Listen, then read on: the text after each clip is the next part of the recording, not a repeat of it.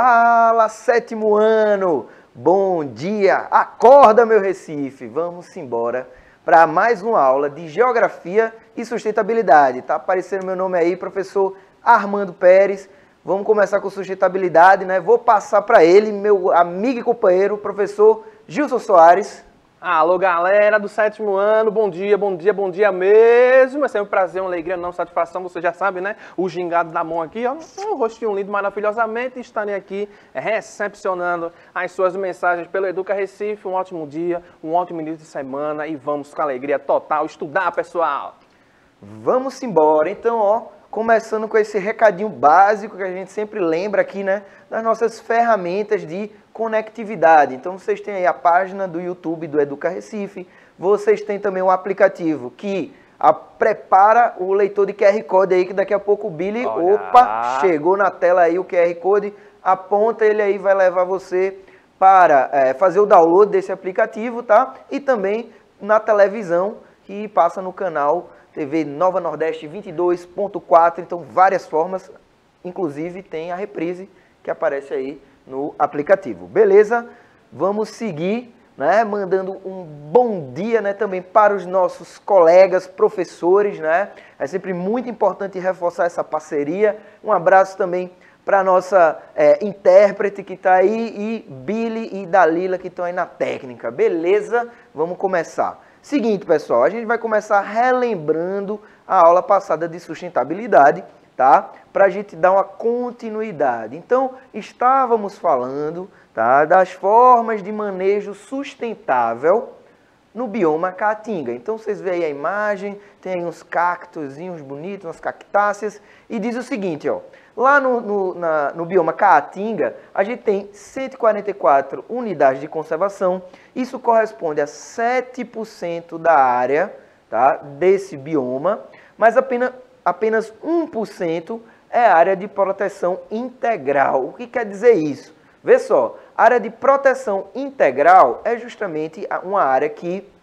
em nenhuma circunstância pode ser alterada, pode haver intervenção ali econômica, tá? Então, por exemplo, a gente tem o exemplo que eu falei para vocês do Vale do Catimbau, né, que está lá localizado não só na cidade de Buíque, né, mas é mais conhecida a entrada, né, a chegada no Vale do Catimbau pela cidade de Buíque, mas também nas cidades circunvizinhas, né, lá perto de Arco Verde, tá? E é uma área, né, um parque, né, nacional, então uma área de proteção que tem ali pinturas rupestres, né, que tem ali comunidades indígenas, tá? Então vale a pena conhecer, planeja aí, fala com seus pais, planeja aí uma viagem, né, para o Vale do Catimbau, que é muito importante a gente conhecer para poder valorizar esses lugares, né, e imergir também nesse ambiente de Caatinga. Beleza? Então, ó, hoje a gente vai abordar mais diretamente algumas formas de uso sustentável, tá?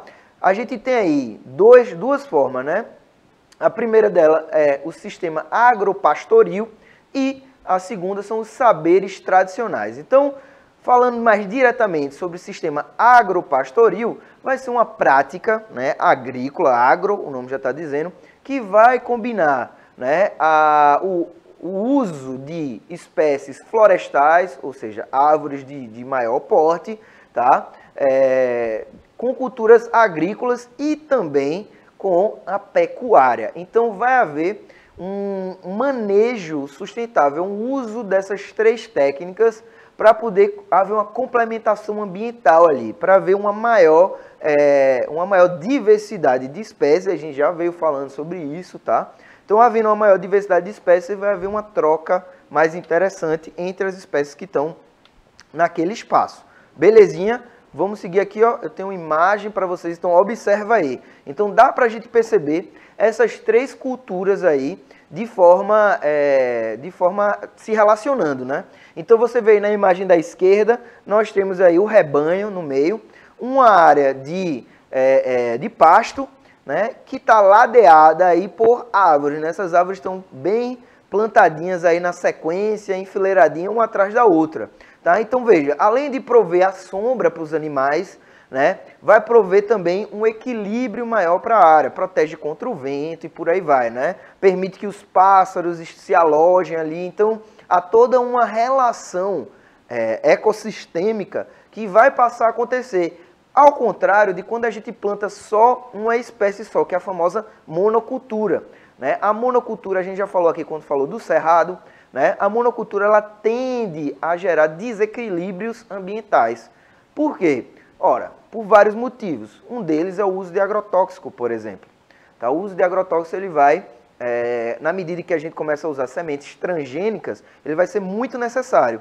Então isso causa impacto nos animais, causa impacto no lençol freático, causa impacto na perda da produtividade do solo, né, que é uma questão que se debate mundialmente. Beleza? E na imagem da direita, em vez de pasto, ó, a gente tem aí uma cultura, né, uma plantação que está sendo desenvolvida ali lá na frente, a gente consegue ver, né, o rebanho separado aí, que é também para eles não se alimentarem da plantação, né? Então veja, esse é o sistema agro-silvo-pastoril, beleza? Então é uma forma de manejo sustentável para utilizar, ó, lembra que a gente falou na aula passada que um dos grandes problemas da região de Caatinga era justamente a retirada da vegetação para produzir lenha, né? Então num sistema como esse, você vai, em diferentes momentos do ano, você vai retirar parte dessa vegetação das árvores justamente para fazer lenha. Então,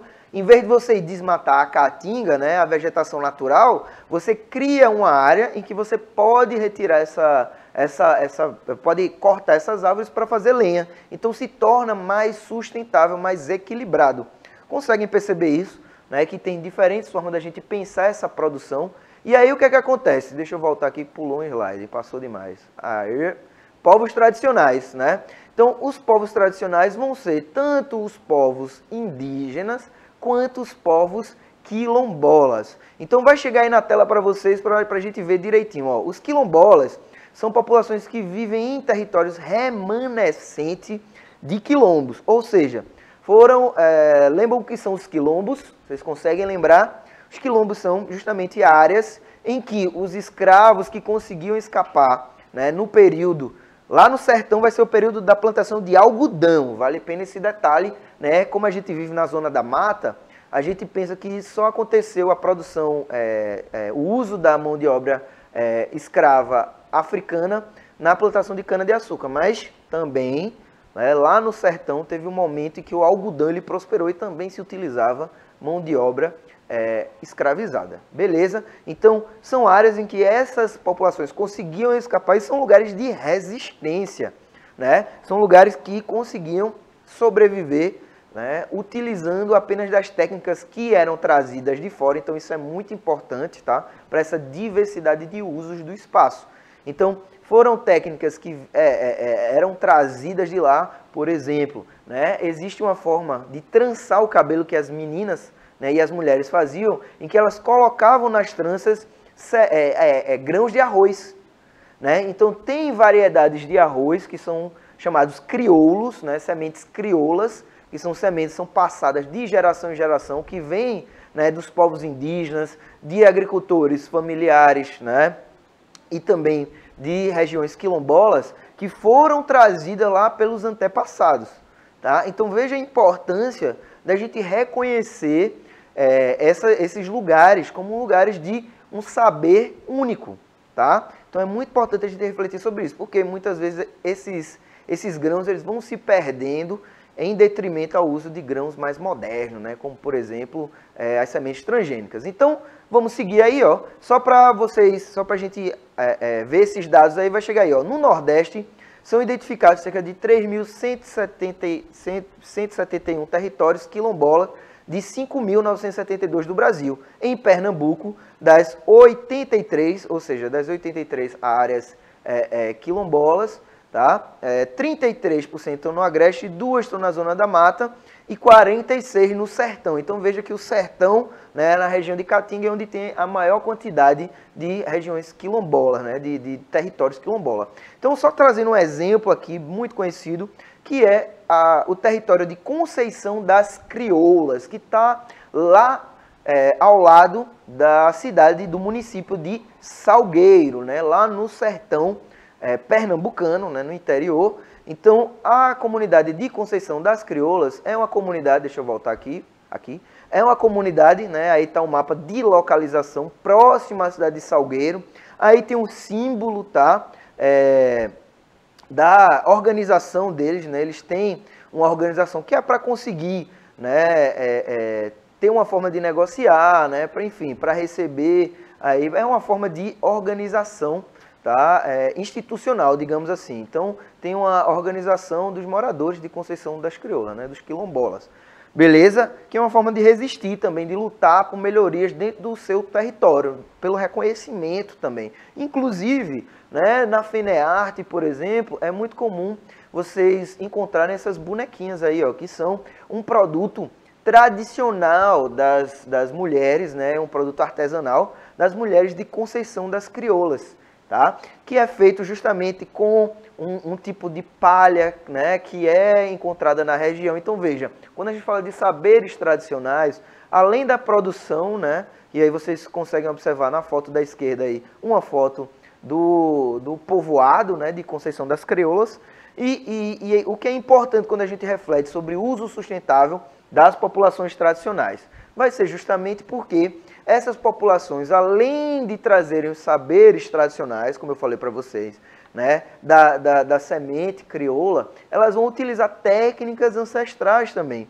inclusive, né, para o artesanato, fazendo com que, né, essas tradições elas se perpetuem, tá, e gerando também uma diversidade para a nossa região, né? Então é por isso que é importante a gente conhecer, a gente valorizar, né, esses conhecimentos tradicionais que indiretamente vai também contribuir para a conservação ambiental, tá? Então, os povos quilombolas são povos que, através das suas práticas tradicionais, vão conseguir preservar, vão trazer uma noção de preservação, de sustentabilidade, bem como também os povos indígenas, mas isso vai ficar para a nossa próxima aula, porque agora vou convocar, né, o nosso companheiro aqui, Gilson, para assumir o posto e passar para a aula de Geografia.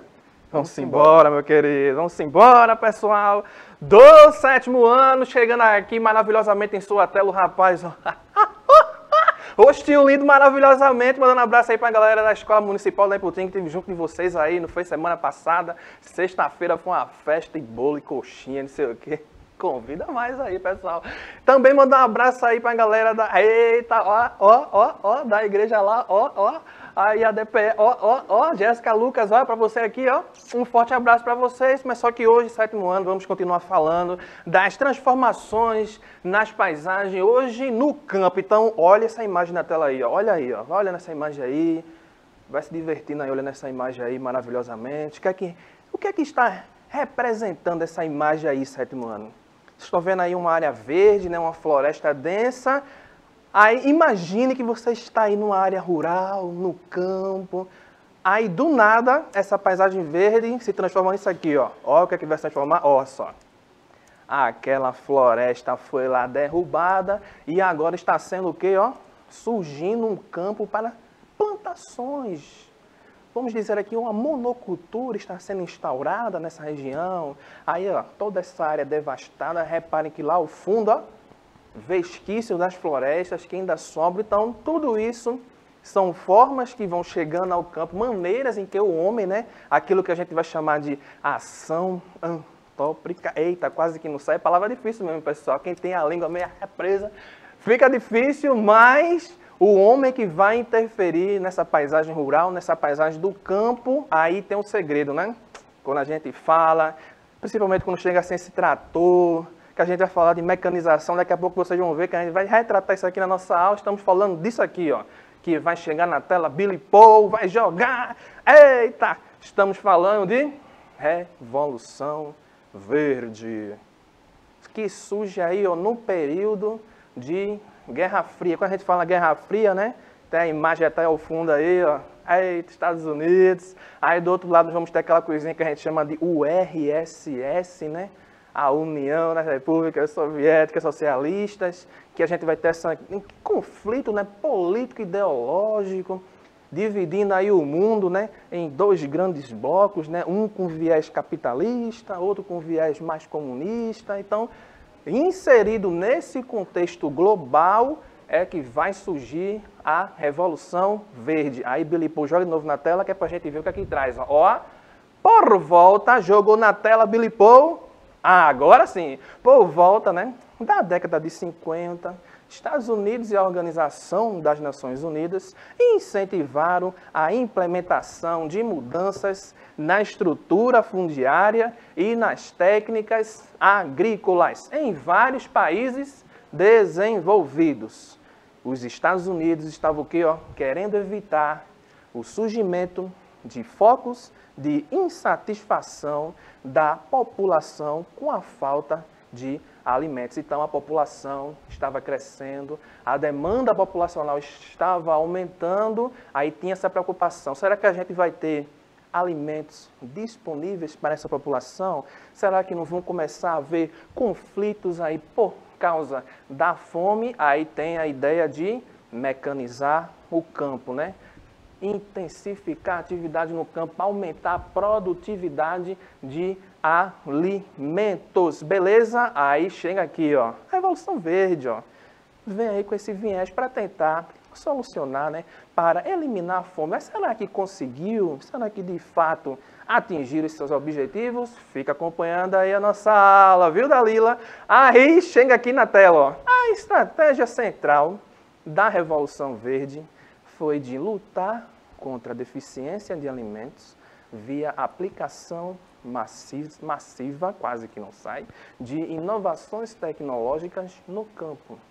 O objetivo era o quê, ó? De maximizar a produtividade agrícola. Aí vem mais outra citação aqui, ó, que vai chegar na tela, que vai falar o quê, ó?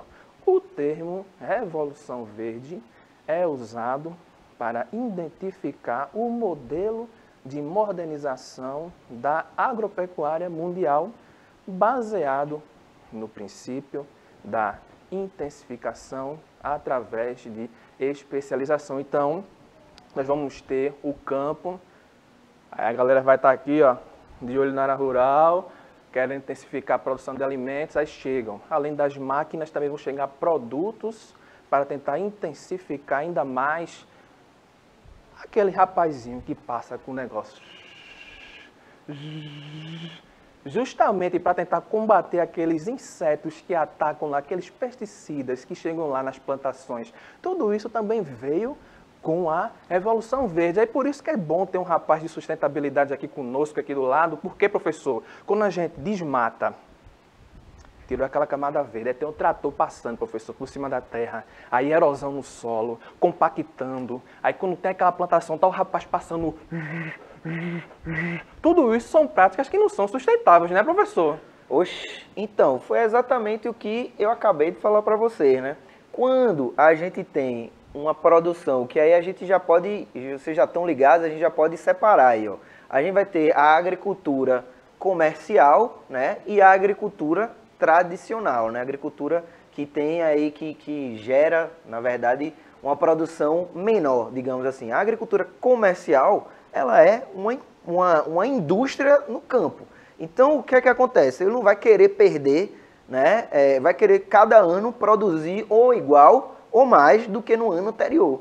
Então, para isso, eles vão usar diferentes técnicas que vão ali, ó, espremer o solo para tirar o máximo de produtividade, independente de causar desequilíbrios. Então, por isso que cada elemento desse, como as sementes, né, como os pesticidas e por aí vai, as técnicas vão, né, as formas de pulverizar, por exemplo, que são lugares muito grandes, então vai passar um avião jogando veneno, simplesmente isso, né? E tem muito impacto, principalmente nos pequenos produtores que estão ao redor. Beleza? Valeu, Gilson. É nóis. Aí tem essa questão, né? Você está pensando aumentar a produtividade para a população atual sem pensar nas populações futuras. Aí já entra totalmente essa questão da sustentabilidade. Aí vê o que chega na tela. Tem o quê, ó? Mecanização, trazendo as máquinas, utilização de agrotóxicos, fertilização do solo, desenvolvimento de pesquisas e sementes, uso de variedades vegetais geneticamente melhoradas e também a questão da irrigação. A irrigação, vocês estão vendo ali, né, como fica bem moderna a questão do aspersor, né? que acaba também consumindo bastante água. O setor agrícola, né? A agricultura é um dos setores que consome bastante pode dizer água. Que é o setor que mais consome. É o setor, tá? Água. Pode cravar aí que tá tudo certo. Não tem termo não, né? Pode cravar aí que a distância é grande, pode ir tranquilo. Aí, ó, dentro desse período, o que é que está acontecendo no Brasil? Olha só, o Brasil, ó, está aí, ó, introduzindo durante o período da ditadura militar, ó, o estabelecimento de sistemas de assistência técnica e expansão, né, da área rural, de sistemas de pesquisa agropecuária, aí sim, né, introduzindo durante os períodos da ditadura militar como parte de uma estratégia nacional de modernização. Além disso, ó, programas de crédito para adesão de máquinas e tecnologia agroindustrial e também o que, ó, treinamentos para pesquisadores e professores universitários. Nós vamos ter investimentos, mas também nós vamos ter que ter pessoas que vão saber manusear essas técnicas, por isso que tem que todo passar por esse processo de manejo e aprender essas novas técnicas. Diga aí, professor. Nesse período, professor Gilson, foi o período também da criação da Embrapa, né, que é a empresa brasileira de pesquisa agropecuária, que vai ser um destaque aí desde os anos 60, né, no desenvolvimento de tecnologia agrícola nacional. E um detalhe também é que uma das estratégias aí do governo militar, né, foi justamente modernizar o campo para desmobilizar ligas camponesas, né, que lutavam pela reforma agrária. E aí tem uma questão social muito importante na história do nosso país, tá? Então vale a pena ficar ligadinho nisso aí também. Não era um objetivo tão nobre assim, não. Beleza? É nóis! Olha na tela aí, ó, mais características, olha. Entre 1950 e 85, a produção mundial de cereais ficou aí, ó, entre 700 milhões e 1,8 bilhões. A produção de alimentos dobrou e os suprimentos de alimentos aumentaram 40%. Aumentos significativos, né, na produção de alimentos tem se limitado, mas olha o destaque, ó, vai ser limitado apenas a grandes propriedades com terrenos ideais para modernização, como terrenos planos favoráveis à mecanização e também às boas condições climáticas. Então, são as grandes propriedades desse primeiro processo aí que chegou a ser atingido por todo esse processo da Revolução Verde, né? Então, aquele pequeno produtor rural acabou sendo muito suprimido, né? Que é justamente chega a essa estrutura, né? Aquele modelo que tinha lá instaurado naquele período no setor agrário e muitas vezes, né, também impulsionou para uma coisa que a gente chama de êxodo rural, né? Quando esse trabalhador ele vai perdendo espaço no meio rural, vai sendo suprimido ali, ele acaba procurando outras áreas para tentar encontrar o seu sustento. Não sabe o que é êxodo rural? Volta aí nas aulas anteriores que a gente falou sobre isso, beleza? Olha a imagem que chega na tela, ó. Eita, olha aí, ó. Quando a gente tem uma plantação assim, pessoal, com um tipo só de vegetal nela, a gente chama do quê? Monocultura.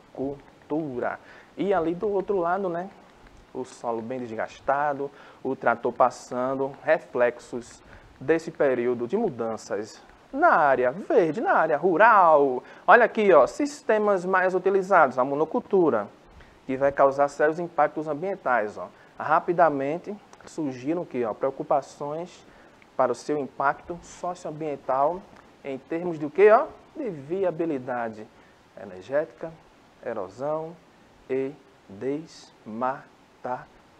Então vocês verem que é coisa só de o homem chegando e degradando aquela área verde, removendo aquela camada natural para trazer muitas vezes o que é uma simples plantação, uma monocultura, para visar o lucro também, né? Além de suprir a demanda populacional. Aqui também, imagem triste chega na tela, que a gente está falando quase agora. Ó. Os rapazes chegando aí, ó, jogando toda aquela questão dos agrotóxicos. E aí sim, né?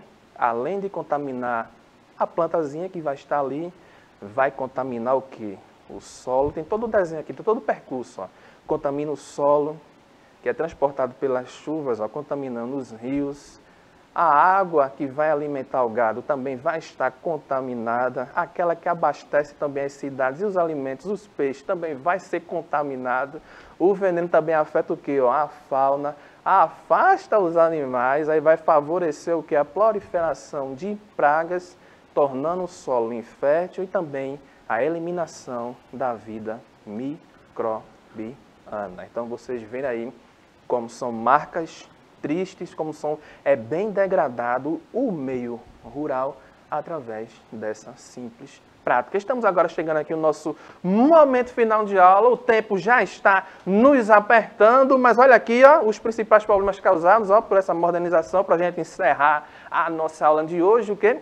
O empobrecimento da agricultura familiar, o êxodo rural, a violência no campo, problemas de alimentos contaminados, produzidos com produtos tóxicos, a degradação ambiental, a concentração fundiária, a perda de recursos energéticos e também não chegando no êxito e também continuando, temos quadros, quase que não sai, professor, de fome. A agricultura familiar, né, quando a gente fala disso, né, a gente também está falando daquela agricultura de subsistência, que é quando o produtor rural, ele planta e colhe daquilo que ele está ali auto se sustentando. E aí o professor Armando já vai ali, ó, se despedindo de vocês.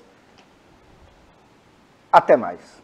E aí chega na tela o desafio. Achava que não teria atividade hoje, então você vai citar e explicar um problema causado pela modernização no campo. Você vai aí dialogar com seu professor, seus colegas de turma, ó, rostinho lindo, maravilhosamente aqui para vocês. Até a próxima semana, 7º ano!